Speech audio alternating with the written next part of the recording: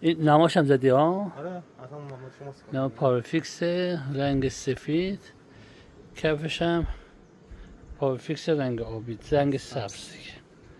داخل این باکس هم که اصلا غیر ایزگاه مایه ترموست. این ما راحت می‌تونیم چون ما تمیزتره این خود اون سم آره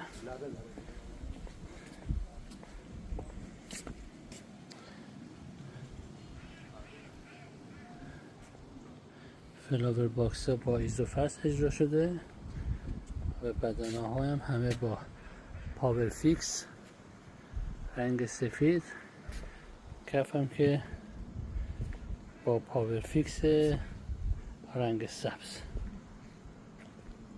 کلی خونه با آیق ما سیگاره یا نه غیر کمپلت. منطقه نوشهر امیر رود. آقای حسین زاده خودتون واسطی توسط آقای حسین زاده. آقای حسین زاده خودت معرفی کوتاهی بکن.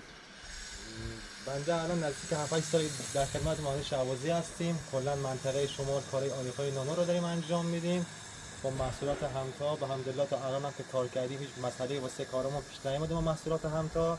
خیلی از این محصولات راضییم و ممنون از آقای شهبازی و مجموعه آقای شهبازیشون.